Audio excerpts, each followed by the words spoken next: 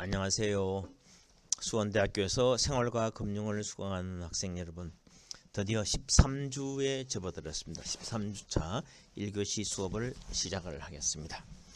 이번 13주에는 우리 중간고사 끝나고 나누어진 대학생을 위한 실용금융교재 7장에 관한 공부를 1교시에 한번 해보는 시간을 갖겠습니다. 7장의 내용은 뭐냐면은 부채관리라는 제목입니다. 부채관리. 우리가 재무상태표를 공부할 때 자산은 부채 플러스 자본이라고 얘기했죠. 지금 부채라는 것은 빚이기 때문에 가능하면은 줄이는 것이 되게 중요합니다. 그럼 부채관리에 대해서 한번 살펴보는 시간을 갖겠습니다.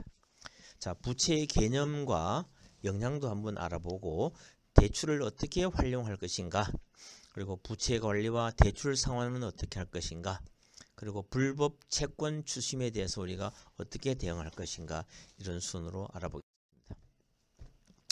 우리 학습 목표로서는 부채의 발생 요인과 영향에 대한 학습을 통해서 부채 관리의 중요성을 이해를 해야 됩니다. 그리고 대출 상품의 종류가 어떤 것이 있는지, 대출의 금리는 어떤 것이 있는지, 대출 상환 방식은 어떤 거 있는지, 대출을 받거나 부채 상환 계획을 세울 때 고려사항이 어떤 것이 있는지도 알아봐야 되고, 서민과 대학생, 청년을 위한 대출 제도도 이해를 해야 되고, 부채 관리와 대출 상환 방법, 그리고 불법 채권 추심에 대한 대응 방법 등을 알아보겠습니다. 2020년 10월 30일 한국경제에서 나오는 한국의 GDP 대비 가계부채 비율이 100%를 넘었다라는 신문기사가 나왔습니다.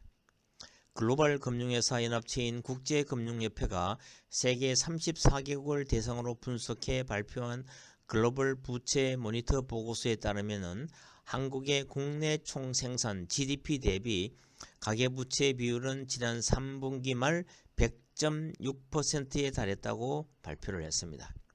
이 비율은 2018년도 말에는 97.9%에서 작년 말에는 95.3%로 2.5% 감소했지만 올해 들어서 다시 상승세로 전환해서 100%를 넘었습니다.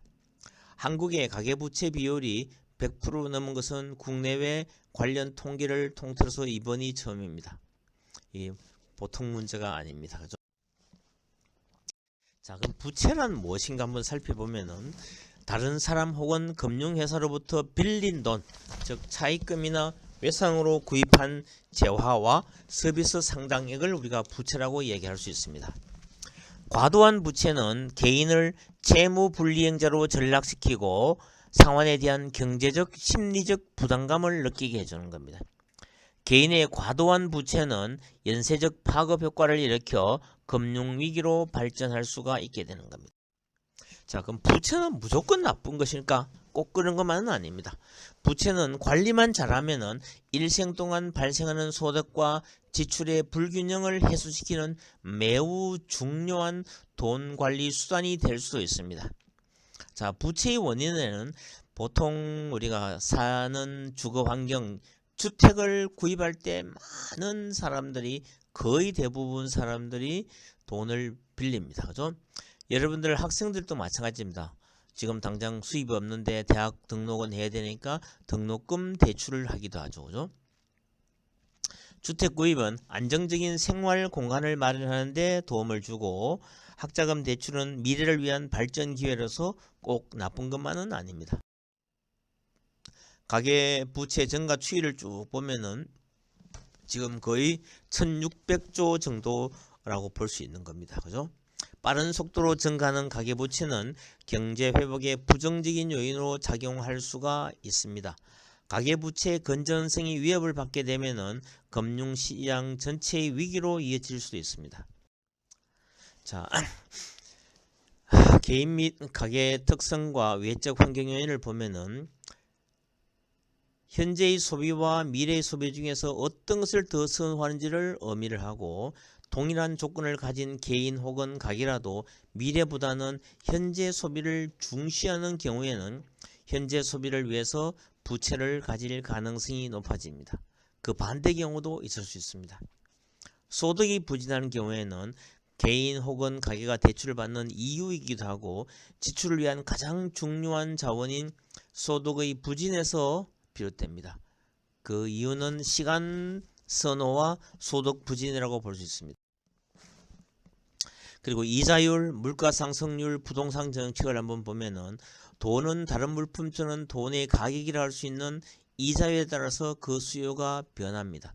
이자율이 되게 높으면은 함부로 돈을 빌리기가 쉽지가 않습니다. 이자 부담 때문에.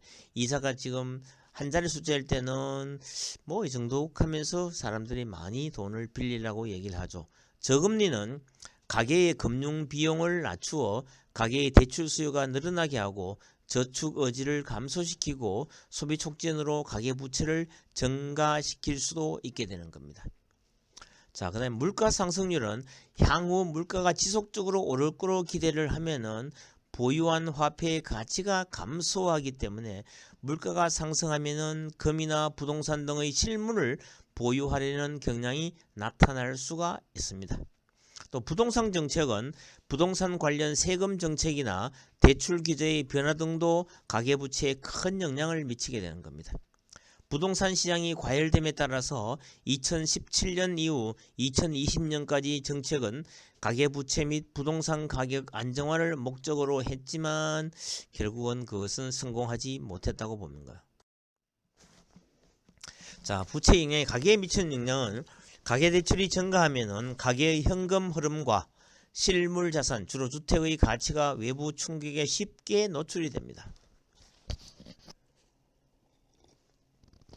이러한 위험에 대한 노출은 개별 가계의 원리금 상환에 대한 부담의 정도와 보유 자산 등에 따라 달라집니다.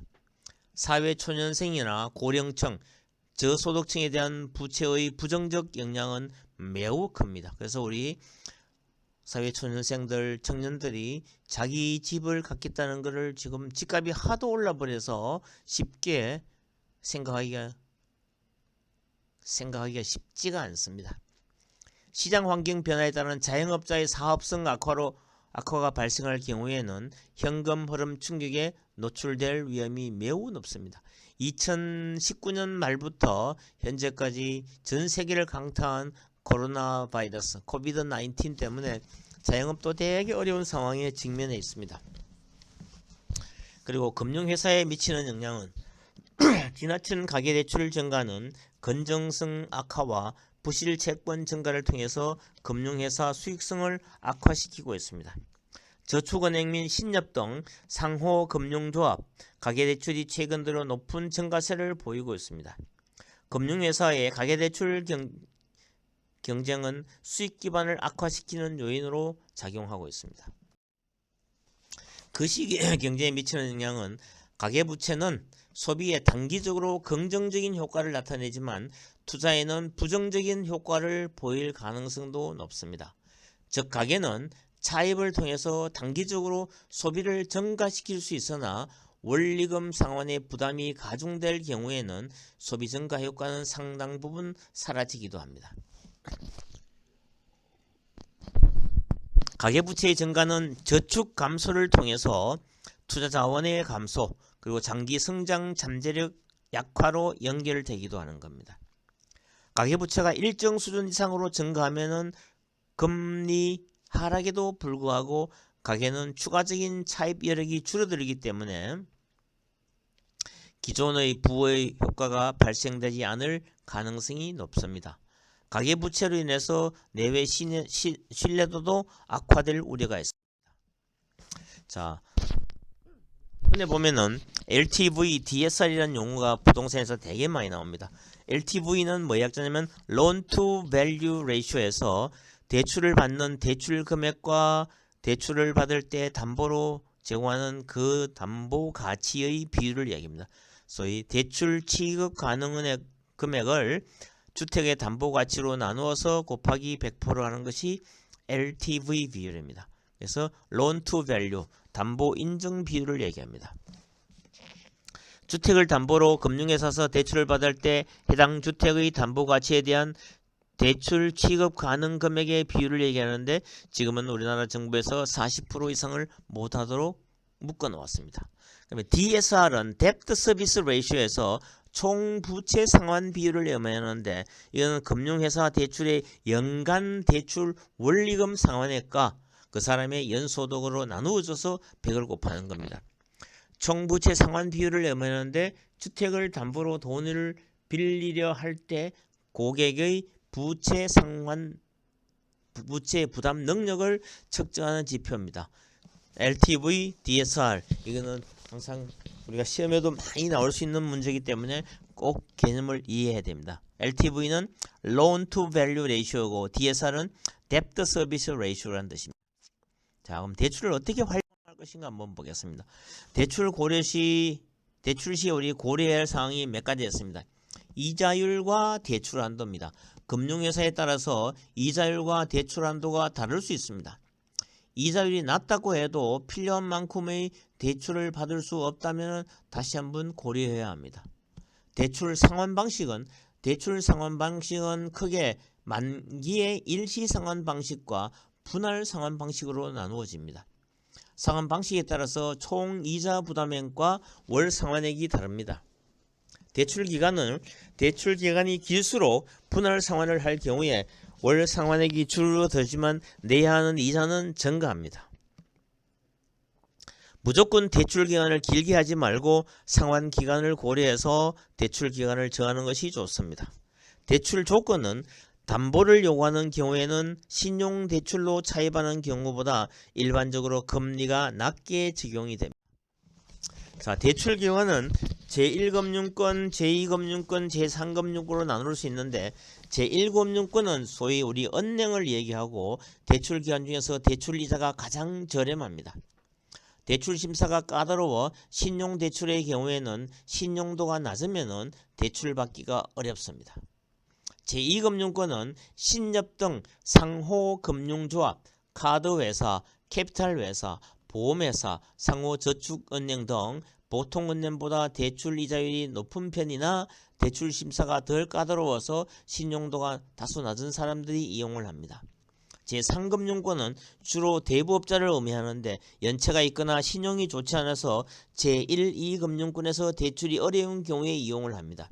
우리나라는 대부업법, 이자제한법에 따라서 2018년부터 법정 최고금리를 연 24%로 제한하고 있습니다. 2021년 하반기부터는 법정 최고금리를 20%로 인하할 계획입니다. 자, 대출 상품의 종류에는 신용대출은 금융회사가 고객의 신용도를 판단해서 대출 금액과 금리를 결정하는 대출입니다. 금융회사는 신용조회사 CB 크레딧 뷰로로부터 고객의 신용평가 결과와 금융회사의 자체적인 신용도 평가 기준을 적용해서 대출 금액과 금리를 결정을 합니다. 소비자금융은 현금을 직접 대출해주는 형태를 말하며 현금 대출이라고 합니다. 판매신용은 물건을 구입하거나 서비스를 이용해서 그 값을 나중에 일시불로 지불하거나 할부로 지불함으로써 발생하는 부채를 얘기합니다. 할부금융회사나 신용카드회사 등이 물품 판매와 관련해서 제공하는 신용, 개인 휴대전화 통신비용, 전기 상수 등의 공과금 같은 서비스 신용도 판매 신용에 포함됩니다. 우리가 신용카드로 어떤 물건을 사면은 그 달 말 그리고 월 말에 사면 그 다음 달에 우리가 결제하는 것도 우리가 가장 생활에서 많이 접하는 판매 신용이라고 볼 수 있습니다. 자, 할부신용과 비할부신용은 뭐냐면 할부신용은 부채액을 일정 기간, 일정 회수에 걸쳐서 상환하는 부채입니다. 할부금융회사 또는 신용카드회사가 소비자를 대신해서 판매자에게 물품 대금을 일시에 지불해주고 이를 일정 기간 동안 할부금, 분할한 원금과 할부수수로 받는 형식입니다. 다 이 금융기관들은 이자를 끝까지 받기 때문에 할부라고 공짜로 생각하면 큰 오산입니다. 비할부 신용은 일시불로 갚거나 신용카드의 일부 결제 금액을 2월 약정, 리발빙 서비스처럼 여러 배에 걸쳐서 원하는 만큼만 갚아 나가는 부채입니다. 개별 계약형 대출은 매번 거래마다 대출 금액, 대출 이자, 대출 기간, 상환 방법 등에 대해서 계약을 체결해야 하는 것으로 일반 대출 상품이 이에 속합니다. 포괄 계약형 대출은 미리 대출 한도액, 대출 기간, 대출 조건 등을 정해놓고 대출 기간 동안 대출 한도액에 의해서 자유롭게 돈을 인출해서 사용하고 상환할 수 있는 대출 상품으로 우리가 흔히 보는 마이너스 통장이 이에 속합니다. 5천만원 마이너스 통장 같으면 항상 5천만원까지는 인출이 가능합니다. 돈이 생기면 또 갚고 이렇게 하는 것을 포괄 계약형 대출인데 우리가 생활에서는 마이너스 통장 하면 쉽게 이해가 되죠. 자, 담보대출은 금융회사는 빌려준 돈을 돌려받지 못할 때에 대비해서 채무자의 부동산이나 경제적 가치가 있는 자산을 담보로 설정하고 담보물의 경제적 가치 이내에서 대출을 하는 겁니다. 채무자가 빌린 돈을 상환하지 않더라도 담보물을 처분해서 대출 금액을 회수할 수가 있어 일반적으로 신용대출보다는 대출금리가 낮습니다. 자, 모기지론은 뭐냐면은 금융회사의 대표적인 담보대출 상품인 주택담보대출을 우리가 모기지론이라는 표현을 씁니다. 대출 후 상환 기간이 10년에서 30년까지 매우 길며 대부분의 금융회사에서 취급하는데 보험회사에서 특히 많이 취급을 합니다. 자, 그럼 대출금리의 결정은 어떻게 하느냐면 기준금리는 시장 전체의 자금 조달 비용 등이 반영되어 결정합니다. 가상금리는 개별 금융회사가 직접 결정하고 고객별로 다르게 적용되며 고객의 신용도, 담보 여부, 대출기간 등 개인적인 요소와 금융회사의 영업비용 등에 의해서 결정합니다. 우대금리는 금융회사에 따라서 금융회사와의 거래실적 등에 의해서 결정됩니다. 자, 우리나라 최근에 한국은행에서 고시하는 기준금리가 0.5%에서 0.75%로 인상이 되었습니다. 아마 연말 이내에 한 번 더 인상될 가능성이 많습니다. 그 대출금리 기준금리 0.75%에서 가상금리를 붙이고 우대금리를 빼는 것이 대출금리가 됩니다. 은행 대출 시 사용하는 주요 기준금리는 금융회사 간 단기 자금 거래에 이용되는 금리인 콜금리, 3개월 만기인 양도성 예금 정서 CD금리, 그리고 8개월령의 자금 조달 가중 평균 금리인 코픽스 금리 등 이런 거를 기준금리로 사용합니다. 이 기준금리의 가장 밑바탕에 흐르고 있는 것은 한국은행에서 고시한 한국은행 발 기준금리가 밑바탕에 깔려 있는 겁니다. 자, 그러면 고정금리와 변동금리는 뭔지 한번 살펴보겠습니다. 고정금리라는 건 대출 기간 동안에 약정한 금리가 그대로 일정하게 유지되는 것을 우리가 고정금리라는 표현을 씁니다. 그죠? 그러면은 변동금리는 뭐냐면은 대출 기간 동안에 적용 금리가 시장 상황에 따라서 통상 3개월이나 6개월의 주기로 조정되는 방식을 얘기합니다.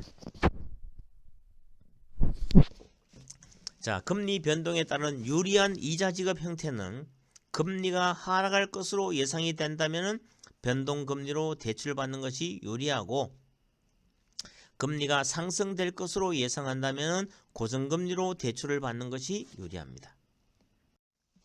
자, 우리가 많은 사람들이 잘 모르고 있는 것이 않습니까? 대출금리 인하 요구권이라는 게 있습니다. 대출금리 인하 요구권. 대출을 받은 후 신용상태가 개선되면 누구나 신청이 가능합니다. 그리고 금리 인하 신청 및 약정은 모두 비대면으로 처리가 가능합니다. 자, 대출 금리 인하 요구권. 한번 대출을 받으면은 그게 끝까지 가는 것이 아니고 중간에 자기한테 유리한 방향으로 흘러가면은 자, 신용등급이 5등급에서 3등급이 됐다. 그게 입증이 되면은 내가 이렇게 신용이 좋아졌으니까 금리를 인하해 주시오라고 금리 인하 요구권은 대출을 받았는 사람들은 모두가 가질 수 있는 권리 중에 하나입니다. 대출 금리 인하 요구권이 있다는 사실도 우리 수강생들 알았으면 좋겠습니다. 자, 대출 금리 및 대출 상환 방식은 일시 상환은 대출 기간 중에는 이자만 내고 원금을 만기의 일시에 갚는 방식으로 만기 일시 상환이라고도 합니다. 분할 방식은 원리금 균등 분할 방식입니다. 매월 원금과 이자를 합해서 동일한 금액을 갚는 방식이며 이자만 남아있는 원금에 대해서 부과하기 때문에 이자는 남아있는 원금에 대해서 부과하기 때문에 결국 원금 균등 분할 방식에 비해서 많은 이자 부담을 하는 겁니다. 자, 그 다음에 원금 균등 상환은 원금을 대출 기간으로 나눠서 매월 일정한 금액의 원금을 갚고 이자는 대출 잔액에 대해서 계산하는 방식으로 만기가 길수록 남아있는 원금이 감소해서 이자도 감소하는 겁니다. 자, 우리가 1,000만 원을 대출 받았는데 대출 금리가 10%라 생각하면 이 상환 방식에 따라서 대출 이자가 거의 2배나 차이 나는 겁니다. 만기 일시 상환은 이자가 소위 500만 원이 됩니다. 그죠? 대신 원리금 균등 분할 상환을 하면은 274만 원이 되고 원금 균등 분할 상환을 하면은 254만 원입니다. 이거를 여러분들 잘 기억을 해야 됩니다. 자, 파인의 금융거래 계산기라는 게 있습니다. 대출 계산기를 선택해서 대출 금액, 대출 이자요, 대출 기간, 대출 상환 방식을 입력하면은 대출 상환 방식별 대출 이자 합계 평월 납부금액, 만기 월 납부금을 쉽게 확인하고 비교할 수 있습니다. find.fss.or.kr 들어가면은 확인할 수 있습니다. 자, 서민을 위한 대출 제도는 어떤 것이 있는지 한번 살펴보겠습니다. 자, 세이망 홀시 자금이라는 게 있습니다. 신용등급이 6등급에서 10등급일 때 연소득이 4,500만 이하일 때 대표적인 생활안정대출로서 소득이 적거나 신용이 낮아서 제도권 금융을 이용하기 어려운 서민을 위해서 은행이 제공하는 맞춤형 상품입니다.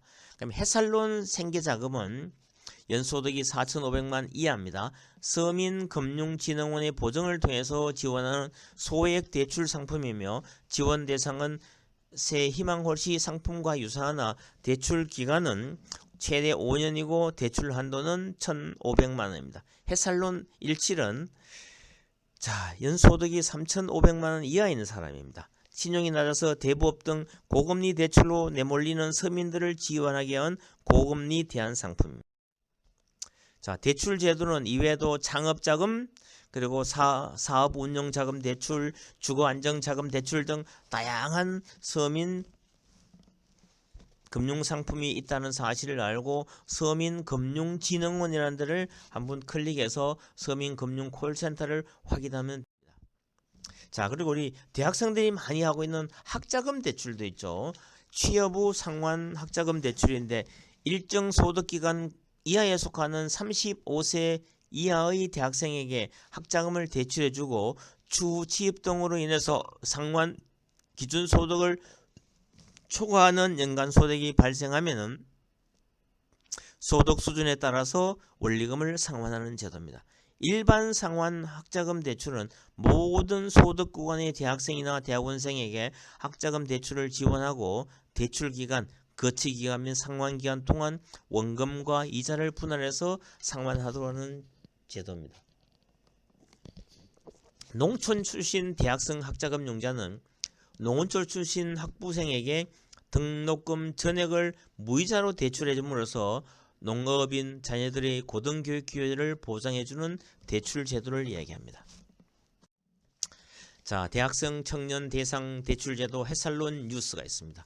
경제적 상황이 곤란한 대학생 청년을 지원하는 대표적인 소액 대출 상품으로 자, 이거는 연간 600만원 최대 1200만원까지입니다. 최장 15년까지고 금리는 3.5% 고정금리입니다. 그죠? 자, 부채 관리와 대출 상환을 한번 살펴보겠습니다. 부채로 인한 경제적 및 심리적 부담을 줄이기 위해서는 부채 상환 계획을 세워서 부채를 효율적으로 관리하는 것이 필요합니다. 자, 부채 상환은 자, 금융회사, 사채, 대출일자, 대출원금, 이자율, 상환 방법, 대출기간, 월상환액, 대출장애, 상환 목표 등등을 쭉 한번 표로 만들어 보는 게 필요합니다. 보유자산 현금화, 부채 상환 계획을 세우기 위해서는 가장 먼저 고려해야 하는 상황이 있습니다. 일시불로 변제할 수 있는 채무냐, 매월 변제할 수 있는 채무에 따라 달라집니다. 일시불로 변제해야 하는 채무는 변제기일이 기나 연체이자를 내고 있거나 곧 변제하지 않으면 연체할 가능성이 있는 부채를 얘기합니다.